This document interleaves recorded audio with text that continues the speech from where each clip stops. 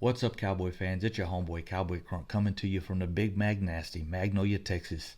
Uh, Bringing you a little video this morning concerning some of the stuff out there. There's a lot of talk about this situation with Trysten Hill and, Antoine Woods and Taco Charlton. Now he's balling and all this stuff. I wanted to put out a little information on a video I did just prior to us signing DeMarcus Lawrence and how all of this kind of ties into together, and the decisions the Cowboys have to make, in the front office are really pretty difficult sometimes. So we signed DeMarcus Lawrence. That's another issue. A lot of people are talking about he hasn't played up to the level of his contract this year, which I completely agree. I do think he'll get it going. I think he just needed a little fire put under his ass, and I think that's been done. We saw a big increase to the level of play in the Philly game. So I wanted to go back, show you this video. It talks about us getting a safety at 58 instead of that pick with Trysten Hill. Now, this is prior to the draft. I made a sell, and I'll show you the video, on if we sign DeMarcus Lawrence or if we don't, we're okay, because DeMarcus Lawrence has trade value. Because he had so much trade value at that time, if we get a first round pick for him, which we would have saved 21 million on the cap, and certain things, and what we could do with that 21 million and the trade value, and that frees us up to get a safety at 58, which that's why I thought it was a lock. So let me play the video. I don't want to go too long into it because the video will explain everything. This is a rooftop video from Kabul, Afghanistan, that I did. And it got quite a few views. The video was done on March 31st. If you want to see the full video when we get done, you can check that out. March 31st of 2019, prior to the draft, discussing the 58 pick and what safeties would be available. And I nailed it. But check it out. This was the option we had, but we went with Trysten Hill. What's up, guys? How you doing? Cowboy Crunk coming to you from Kabul, Afghanistan, your war daddy. Hadn't done one of these in a while. The weather's been bad, so this is one of my rooftop videos. Give you guys a chance to see the scenery we got here in Kabul. I am at Kabul International Airport. I wanted to do a sell me a safety at 58 video. So what I'm trying to do is sell you guys on the point where we need a safety at 58. I think our situation with the line is resolved, and the reason I say that is, if you think about it, we brought Robert Quinn in. He's there. We have DeMarcus Lawrence under this franchise tag. We're working out a deal. He says he's not going to play. Whether we sign him or not, guys, we're going to get some kind of trade value. We're going to get value for him. So I apologize. It is a little windy out here. I hope the camera's not shaking. But what I'm saying is, we're going to get trade value for him. If we trade him, we're also going to get a bunch of money back. We're going to get that $21 million in cap space back. So if we trade him and get a second round or a first round, if possible, we can draft on that position as well. We can bring another young defensive lineman in that isn't going to cost very much, that should turn out to be pretty good. We've also got Taco Charlton, who's been sitting there waiting to play, who hasn't got the snaps he probably deserves. Also, we got, Tyrone Crawford. Antoine Woods is coming up. He's played really good. Antoine Woods is making $560,000 this year, guys. And you guys know how well he played last year. So we got some guys up there that can fill in. If he has to go, he's gone. So the thing is, if he goes, we get a draft pick. We also get that money. We can bring in one of the other three guys, Ziggy Ansah. We can bring in Malik McDowell is another one, or Dominican Sue, with that money we get back, and draft at whatever draft pick we get, a second or first round. We can do that with that trade value that we get from DeMarcus Lawrence. So I don't want that to happen, guys. I don't think any of us do. I would like him to sign, and we'll be straight. But just what I'm saying is, no matter what happens, we're good on the defensive line. We'll get trade value for him and get a trade and get a draft pick and pick a position up and have money. So I want to move forward. The only thing I think we need that we can improve after that, if we look around on our team, is safety. I've got notes here from the 2016, 2017, and 2018 draft. In 2016, at the 58th pick, there was only 3 safeties picked by the time they got to 58. At 14 was Carl Joseph. Okay, guys, I'm going to pause it here just for a second. I'm going to move forward in the video because basically what I did is I went through all the safeties that got picked in 2016, 17, and 18 prior to 58. And just a bunch of name dropping and stuff like that. You will notice some of the names you won't notice. So I'm going to go ahead and move forward in the video. It also talks about in that part of the video, if you want to go back and check that out again, March 31st, some of the defensive linemen, where they were drafted, and how the Pro Bowl selection worked out for those rookie players. And a lot of safeties and defensive backs were picked in those 3 years at safety and corner, where you had very few defensive linemen. Defensive linemen just take a while to progress. It's a strength position. It takes a little longer. And here we go. I'm going to move forward with the video at, I need to go to 455. Let me have to find that. Sorry, guys. Let me have to backtrack a little bit. There we go. 455 and play. The 2018 selections. Let me go over those real quick. Yeah, 28. Number 5 was Mika Fitzgerald. Number 17 was Darwin James. These are all safeties. And number 28 was Gerald Edmonds. And at 54, Jesse Bates. So we would still get the 5th best.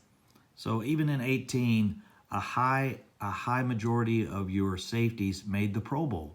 It's a position that transfers and translates into the NFL a lot more than a defensive tackle, an offensive guard, offensive tackle that has to take time to get that strength in. A 21-year-old man is not going to be able to handle coming in as a rookie, a 28-year-old man that's been in the league. He's been hitting an NFL weight room. He's had NFL trainers. He's had NFL recovery therapy, cryotherapy, all these things the NFL players get that college players don't get. You advance as a defensive lineman. You're still growing at 21. Most of your 21-year-old defensive backs, they might put 3 or 4 more pounds on, or take some weight off even. It just depends. But as a defensive lineman, offensive lineman, you are still growing at 21 years old. Safety coming off the board, which Savage, Thornhill, one of those guys is going to be there, guys. We'll get a elite safety that. Now, again, this is prior to the draft. I just mentioned 3 or 4 safeties that should be there at 58. All of those players were still there at 58. Chris Richard will be able to bring in and try.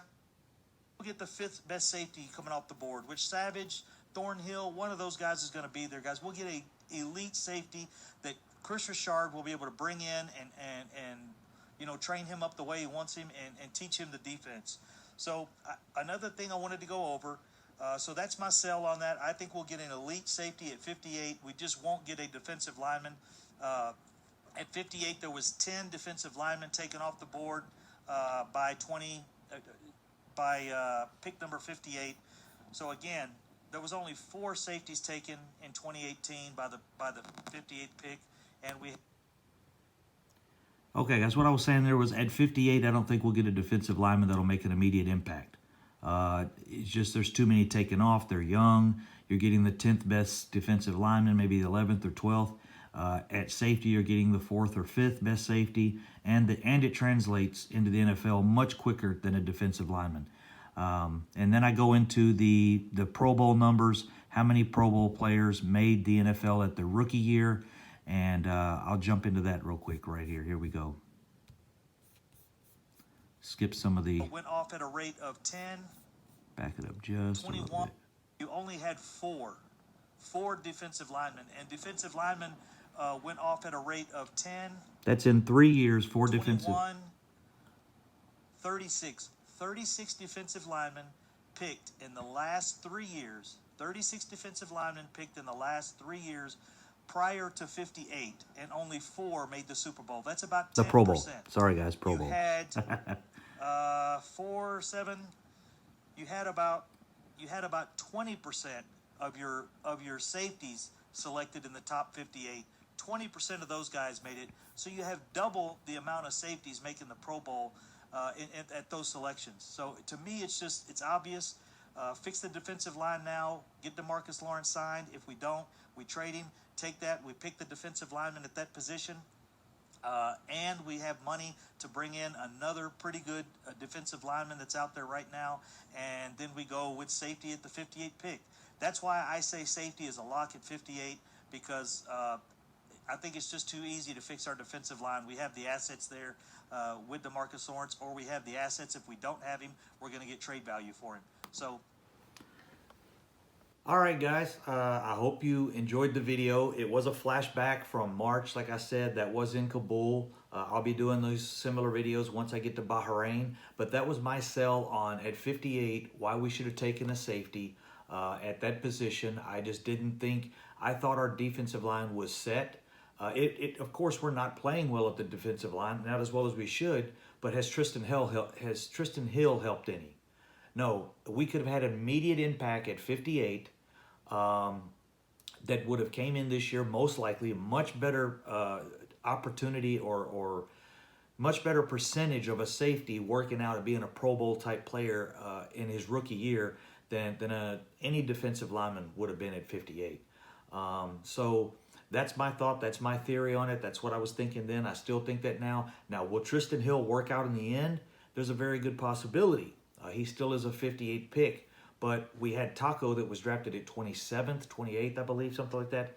That didn't work out. But again, I think Taco Charlton was coming along a little late. I think he was showing some there at the end, some flashes in the preseason. A lot of us felt that, but it's towards the end of his rookie contract now. If he does show anything this year, now he's going to want to get paid off of 1 year of production. So I still understand the Taco Charlton thing, moving on from him. But the Trysten Hill thing, I don't understand. I still think we should have went safety. It's an immediate impact. Now we're looking for a safety. Now we're trying to trade, all this ridiculous amounts of trade value to get a safety. It didn't work out. I'm glad it didn't.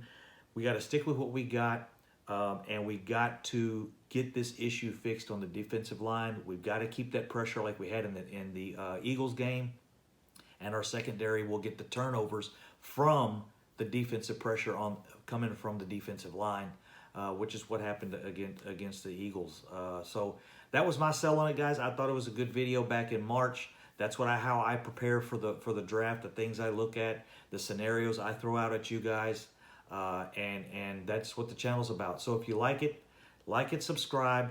Stop going to ESPN to get your particular stuff like this. ESPN is great to watch. But if you want particular information on your Cowboys, if you want information on players that are down on the depth chart and what's going on with the Cowboys and what's going on in the interior of the line and the secondary, what's going on with the offensive line, detailed information, you've got to go to YouTube, guys. That's the only place to get it. So take care. Enjoy the channel. Like and subscribe, and we'll see you on the next video.